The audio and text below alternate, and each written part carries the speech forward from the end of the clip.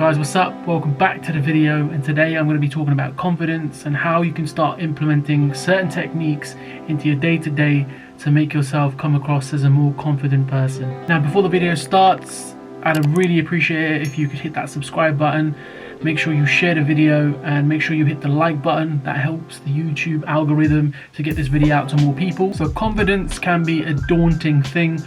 People that we meet on a day-to-day basis can come across as extremely confident, someone who can be very charismatic. Now, in my experience, I've met a lot of confident people in school, university, in the world of work, and I've always tried to figure out the puzzle, why people are so confident and how they're so confident. Myself, when I was younger, as I've mentioned before on this channel, I was not a very confident person, but my confidence grew over time. So when I started interacting with more people on a day-to-day basis, so in university, where you're basically thrown into the deep end, if you live out especially as well, you're thrown into the deep end, you don't know anyone, you have to interact and engage with people.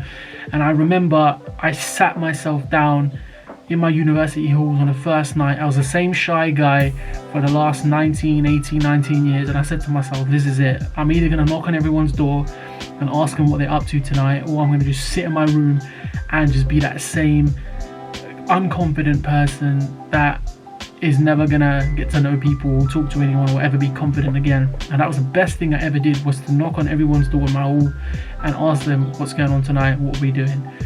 Now, that small step got me to the place I am today, talking in front of a camera, presenting in my previous roles at work, presenting in front of 30-40 students on a day-to-day basis, presenting things in front of adults.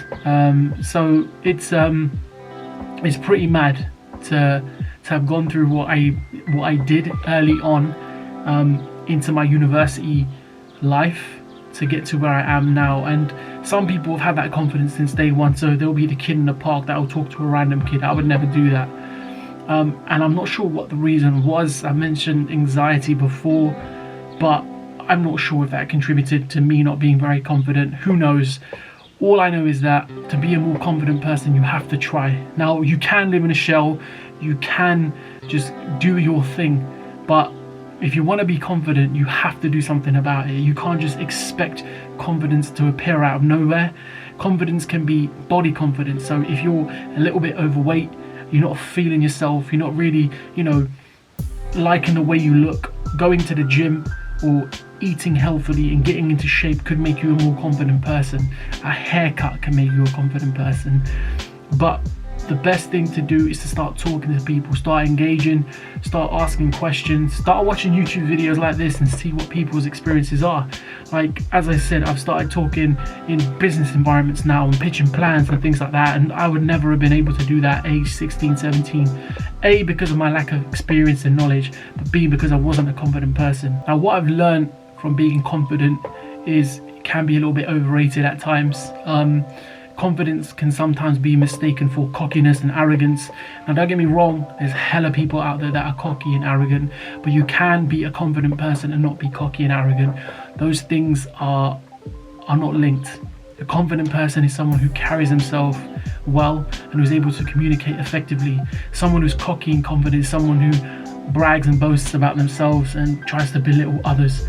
Always remember this quote: the loudest person in the room is the weakest person in the room. You can always tell how confident someone is by the way they try to engage with people in the room, and if they try to be a joker or whatever. 9 times out of 10, that joker is the weakest person in the room.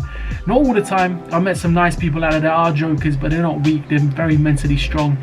But 9 times out of 10, the joke man or the joke girl in the room are going to be the weakest mentally, but they're obviously trying to not let you see that by them being so braggadocious and trying to be all outgoing. So my advice for confidence in 3 steps is to start talking to more people. Don't worry too much about big steps, just take small steps. And the third thing, confidence is not the same as cockiness. You don't have to be cocky and arrogant to be confident. It's just something you pick up over time. And like I said, I know people that are in their 30s, 40s and 50s who aren't very confident, but they can communicate effectively when they need to. And confidence also comes through your work as well. So you might not be a very competent communicator with words, but your art might do that, or your work might do that. So don't worry too much about it. Follow those steps, keep watching YouTube videos, and just keep practicing your communication skills, and you're gonna be guaranteed to be more confident. Peace and love. Take care.